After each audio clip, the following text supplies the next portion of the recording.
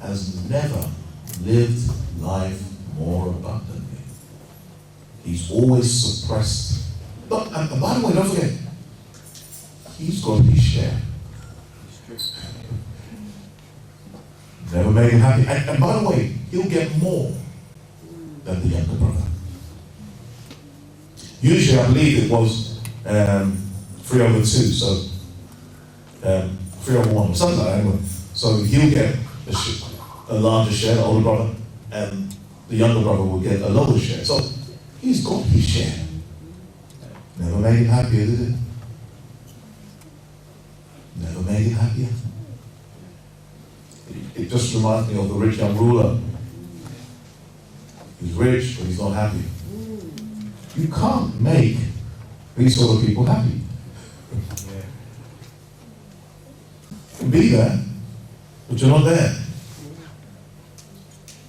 And he called one of the servants and asked, you see, he doesn't even go himself.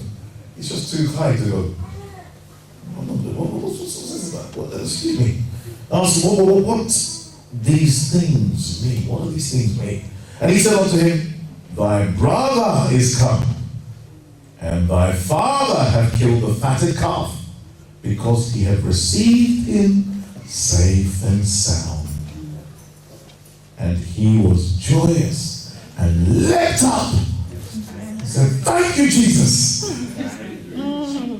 Bless the Lord, O my soul. My brother is back again. I miss him. I am my brother's keeper. What was he? He was angry. Just like the Pharisees murmur.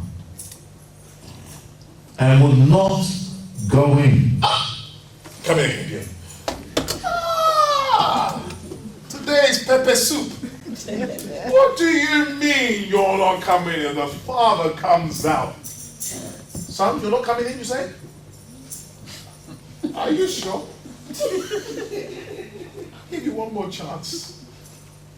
Recant.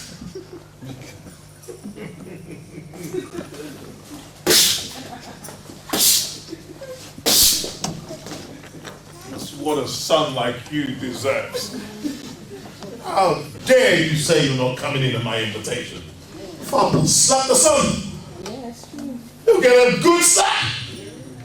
The Pharisees will say, yay! Good on you!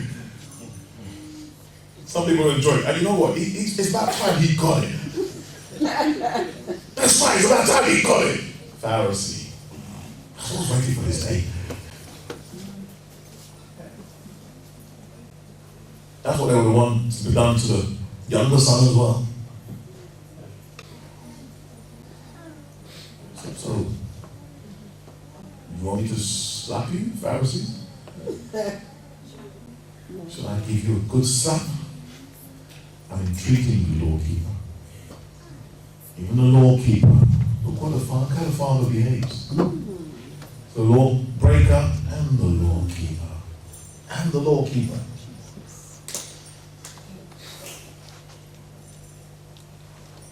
And he answering said to his father, Lo, these many years do I serve thee. That doesn't sound too good. Don't even call him father. Lo! A way to begin a sentence. Lo! These many years. Remember the 11th hour people? Those who started from the beginning, and they work themselves out. Then you just get these riffraffs off the street and you bring them in. And they work for 1 hour. And you give them the same amount as us who've been working all day. See the attitude being brought out? That's what you think about God's work. Well, then if that's how you think, then here's what is yours. That's what you agreed to. Mercy is lavished upon those people who humble themselves. He giveth more grace to the humble. So look what happens here. I serve thee, neither transgress I at any time thy commandment, and yet thou never gavest me a kid that I might make merry with my friends. But as soon as this thy son was come, thy son, not my brother. He is not my brother. Just like Cain, hated his brother, killed his brother.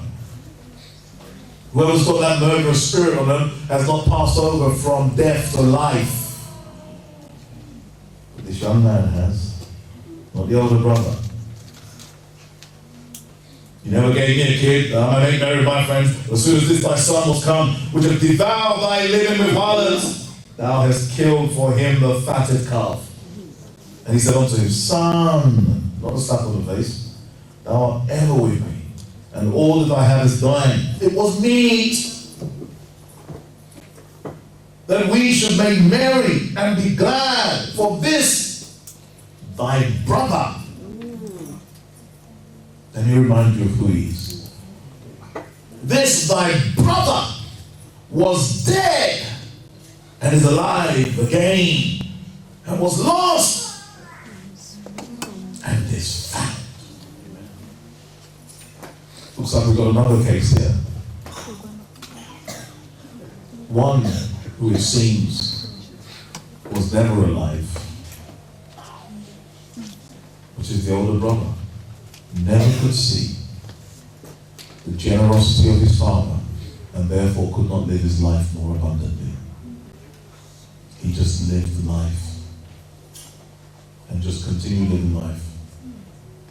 Everything that happened was a chore, was a problem. But he didn't understand that God was breaking. Let's go back to Psalms again, please.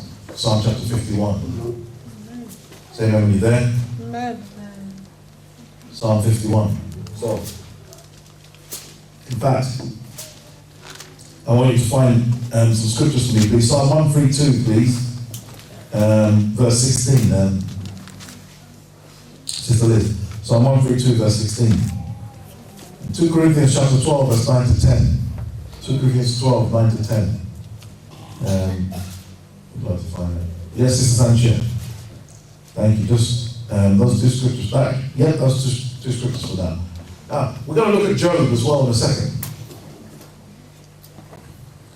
Job's a funny character. Quite interesting indeed.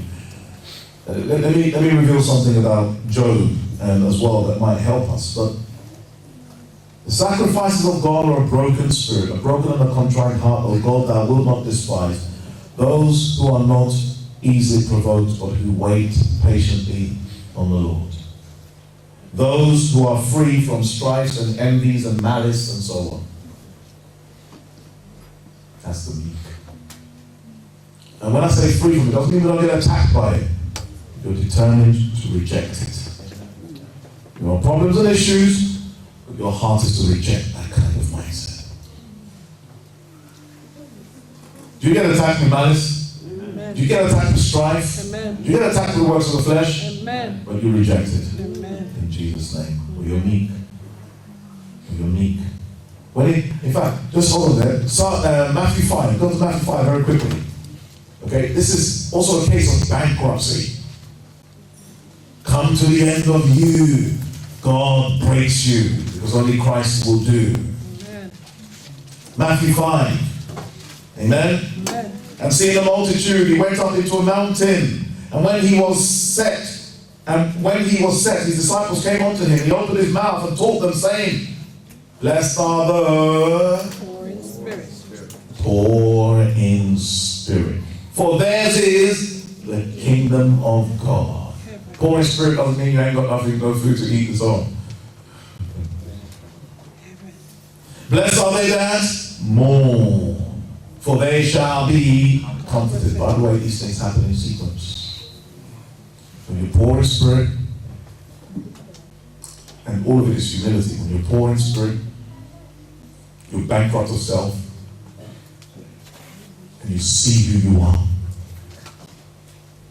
It should produce a mourning in you. You should say, oh my Lord, look at me. How dare I do this against you? We're going to look at David's life. See, a lot of you said David was an excellent repenter. Was a blessed repenter. I beg to differ. I think David was provoked to do that. He did that because he was confronted. For me, it's not that David was the best repenter. For me, it's that the best repentance was found in David. Because repentance is a gift of God. It's a gift of God. David accepted it. I'm going to look at David's life and see how he accepted that repentance. Repentance is a gift of God. Amen. The Bible speaks about the gift of repentance. It's from God. David was a lousy man, but he carried a treasure in him. We have in this earthen vessel this treasure that the excellency maybe of David, not of God. Maybe of God and not of us. David should not receive any praise because he did not produce that repentance. God gave it to him. What he did, received it. A man after my own heart. You don't call a man after my own heart somebody who's going to kill this, that. No. A man after my own heart, someone who's carrying something precious in them of me. And you know what? We're all doing that today. You know what it says, John? Out of all that were born of a woman, John the Baptist was the greatest. There's no one greater than John the Baptist. Nevertheless, even the least in the kingdom of God is greater than him. Why is that? Because John did not see what we see today. It wasn't that John was morally better than Isaiah. It's not that John was morally better than Jeremiah and Elijah and all of them. Because then it would be the praise of John. God's trying to show you this once again in a kind of juxtaposition. Positioning two things that seem a bit unusual. And it's like you've got to look at it. Alright, John was the greatest out of every woman, out of every man that was born of a woman. But the least in the kingdom of God is greater than him. Think about it, God saying. Think about it. So those who were able to experience the Holy Ghost fully are in a better position than John was. John is in a better position than them because he tasted of it. Yeah. He was filled with the Holy Ghost in the womb. But he didn't see the fullness of it. He died before Jesus died. But when Jesus died and was buried, he rose again and the Spirit was poured out. Glory. Like John never saw it. Glory.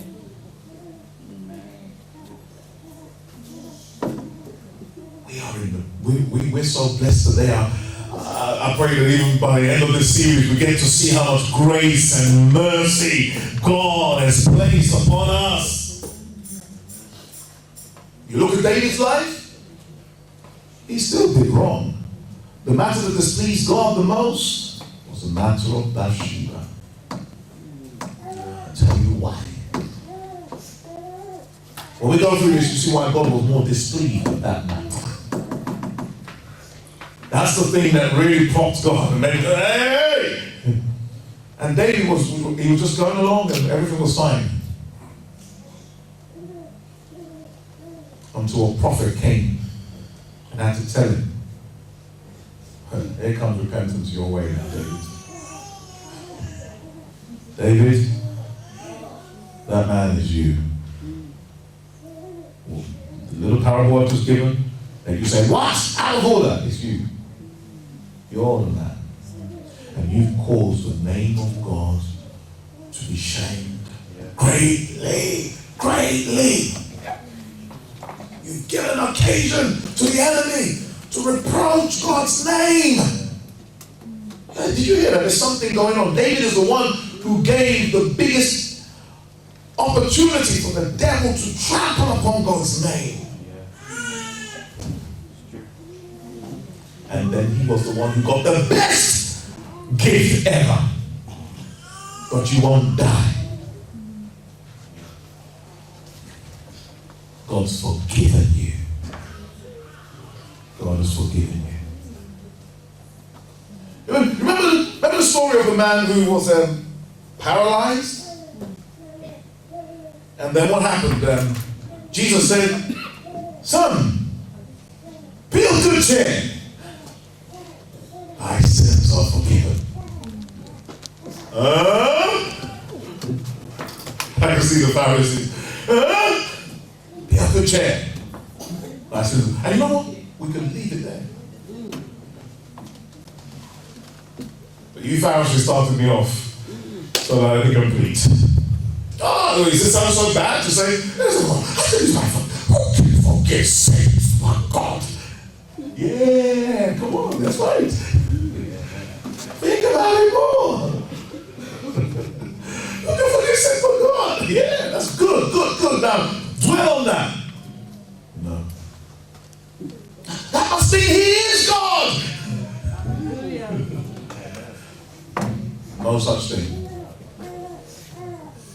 So here and therefore says, so which one is easier to say? Your sins are forgiven, or rise up from your bed and walk? Now you're looking at me because I'm like, oh, that's a kind of tricky one. Well, it's easier actually to say your sins are forgiven because anyone can say that. Yeah, it's true. But now to say rise up from your bed and walk is another territory. He said, but that you may know that the Son of Man has power to forgive sins. Because the sin is the problem, not the paralytic state. That's not the problem. The problem is the sin. And it needs to be forgiven. Jesus could have left it as be of good cheer. Rejoice. Take a big sigh of relief. Because I've forgiven you of your sins and seen your faith. We could have ended it there. It would have been fine. He said, just so that you know that the Son of Man has power to forgive sins. He says to the one of Posey, rise up, take up your bed and walk. And what did he do? He rose up, took his bed and walked. Amen. Now this should make everybody say, wow! But some people just can't change. Older brother. No matter how the grace is demonstrated, they won't change. They can't change. Because they're always looking at the wrong places. Always the wrong place. The sin is the problem. That's what's marred. The image of God which we're supposed to be made in. That's what's marred. It's the sin. If the person remains sick, although we don't want them to be sick, and Christ in His mercy can heal them, but the key problem is the sin, and that the sin has been forgiven. You see how David came to the place where he realized, against God only have I sinned. When you got the gift of repentance, so many things open up. You can see so many things. It's God that I've sinned against. He couldn't see that before. Till the word came, he couldn't see. He was going to just get on with defiling this woman and this woman and killing the man just as it was. And so God gave him a gift. David, I want you to live life more abundantly. I don't want you to live life like this. There's greater things than this. I want to show you my mercy. Well, the reason why we call Vessel Treasure Fellowship is because we have what? This treasure in earthen vessels, that the excellency of the power may be of God and not of us. That's why we call Vessel Treasure Fellowship.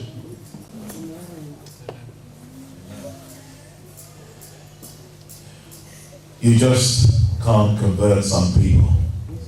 You can try all you want, but they've already got a certain mindset. The Lord will come to them, but they won't change. Let's just look at a couple more scriptures. Just give me last 5 minutes, is that okay? Amen. Let's just look at Isaiah, please. 57, verse 15, 16. I know I have those other scriptures. Yeah, maybe you can read from one. We'll go to Psalm 132, verse 16. Yes, please, loud and clear. I will also clothe her priests with salvation, Yeah. and her saints shall shout aloud for joy. Joy is an overriding emotion. Amen. Everywhere we go, we should be joyous. You got to live this life fully. Amen. When you go through your downs, let joy be seen. When you go through your ups, let joy be seen. Whatever struggles we have, joy is our overriding emotion, because there's joy in heaven. When one person gets this and they get saved, there's joy. In the presence of the angels of God is the first to be joyous. What have you got? Who else had a scripture? Just quickly. Oh, I said 2 Corinthians, isn't it? Yeah. Oh, yes, go on. Because the reason why we're broken, God wants to take us to a place where we now start to lean and rely on Him. I was on Matthew 5 as well. We read Matthew scriptures early. Matthew 5 as well. So blessed are they that mourn, for they shall be comforted. Blessed are the meek, for they shall inherit the earth. Now all of those 3 conditions produce a hunger and thirst after God. Because then it says, blessed are they that which do hunger and thirst after righteousness, for they shall be filled. So remember, you've got to be sufficiently humbled first to then crave for God, to then be filled by God. Because the next thing we come to is what? Blessed are the merciful. For what? For they shall obtain mercy. Blessed are they that are the pure in heart, for they shall see God. Blessed are the peacemakers, for they shall be called the children of God. Peacemakers. God starts to use you. But God can't use you until you're broken. And many people have not been broken yet. So God can't use them. Okay, what did I have? Isaiah 57, please. Read for me. Isaiah 57, 15 to 16. You got it? Amen. Go for it. You ain't got it? For I will not. The high and lofty one. Yes? Having lived eternity, whose name is holy.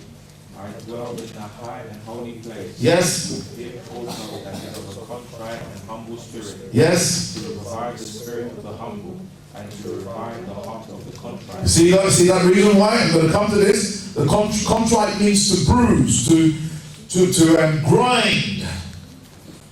Yeah? To bruise, to grind. Okay? So the one of the contrite what? Heart, go on. For I will not contend forever. Yes? Neither will I be always wrong. For the spirit should fail before me, Mm. and the souls which I have made. Because people think that God's just going to keep taking you through things. Now learn, and then God will show you a greater side. I'm not here just to keep on taking you through. Let's say, He's taking you through that so that you get to the place where you see what He's doing. And it revives your heart. And everything that you're going through makes sense. So now you can start to joy. And you can say words such as all things work together for the good. To them that love God. Amen. So that's why He breaks your spirit, to revive your heart. Look also at Isaiah 66, excuse me, please. Isaiah chapter 66, verse 2. Read that for me as well. Isaiah 66, verse 2. We come more to these verses next time. I'm just going to finish very quickly with Job. So Isaiah 66, verse 2. Go for it. For all those things are my hand. Yes? Those things.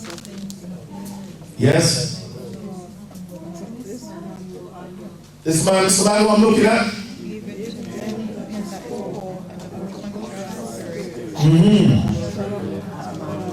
All right. Now, the whole purpose of God breaking our spirit, as we said, is so that we can come to the end of ourselves and God's work can begin. In the book of Job, Job 42, excuse me. Job 42. is what a broken spirit produces. This is the sort of behavior a broken spirit produces. Some people don't hate themselves enough yet. Yeah, true. Yeah, it's true. They love themselves still too much. They think too well of themselves, and I'm okay. Yeah. Well, I don't really think there's much wrong with me. Well, you know, Job was speaking a little bit like that in the sense where he was actually a bit more passionate. I'm good. Something wrong with me. And the purpose of God's revelation, of God revealing himself, is to show you who you are. So that he gets you to the place where you hate yourself. You hate yourself. You hate anything, and people are like, Lord, that was a bad performance, I really hated that. Yeah, God wants more of that. He wants more of that. Because we think we can perform, and God says you can't. Only through Christ. We really think we've got it. We've got the moves, and we're far from it. Look what Job said. Then Job answered the Lord and said, I know that thou canst do everything, and that no fault can be withholden from thee. Who is he that hideth counsel? So it's like Job speaking now, and he's replying with the words that are actually in his heart now. Because he's been broken without knowledge. Therefore I have uttered that I understood not. Things too wonderful for me. I don't understand God's plan, really, I didn't. The arrangement of God, what he was doing all that time in my life. He was justifying myself and saying all sorts of things. Making excuses. I didn't understand God's arrangement. So what does he say? So too wonderful for me, which I knew not. Hear, I beseech thee, and I will speak. I will demand of thee, and declare unto me. I have heard of thee by the hearing of the ear, but now mine eyes see it. Wherefore I love myself so much, I abhor myself. And did what? I was broken. And repent in dust and ashes. Asaph is the same thing as well. Talking away, oh, why the wicked prosper, it's not fair. And if all of this happens to me, I'm supposed to be the righteous one, and all these things happen to me, and the wicked are prospering. God took him to a place where he saw, God's revelation came, and he saw himself and said, I've been foolish. I'm a beast. I didn't see it. Peter, when Jesus revealed himself to Peter through the miracle, Peter said what? Depart from me. I'm a sinful man. Isaiah, who I heard be spoken about today, when he recognized that God was before him, the revelation of how great and superior God is, he said, woe unto me, I'm undone. A man with unclean lips. Have you had that experience yet? It's not happening in 2019 these days, is it? It was me. I. We don't see, we'll discuss this with our baby, we don't see how much we've offended God. We just see how much things have offended us. Never how much we've offended God. We're just throwing it in the air. I'm sure that we're doing well. In Jesus' name. Give me a healthy amen. Yeah. All the too healthy. They're broken. God wants to break the spirit. I'm going to leave you this verse. I'm going to come to it next week. Proverbs 14. I'm going to come to it next week. We're not going to look at it now. Proverbs 14, verse 13. Let me show you how the spirit is broken. And we'll come to it next week and see why Solomon had this 3 times said this phrase. A merry heart maketh a cheerful countenance, but by sorrow of the heart the spirit is broken. By sorrow of heart is the spirit broken. Why does God take me through all these things that he takes me through? He wants to break you. Because he can't make you until he breaks you. And when we've been sufficiently humbled, then can God start to do his work. And we will patiently wait for him to do his work and receive God's righteousness in the process. More of God. God will grant you more grace. He giveth more grace to the humble. In Jesus' name, amen. Who would like to pray for us?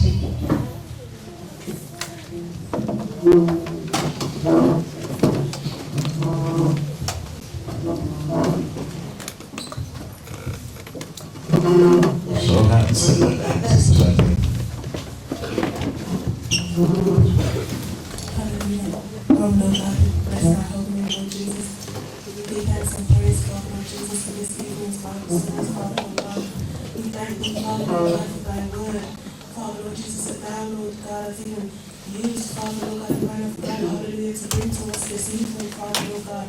Lord Jesus, we pray, Father, Lord God, we will not only be hearers, Father, Lord Jesus, but doers of the words we heard, Father, Lord God.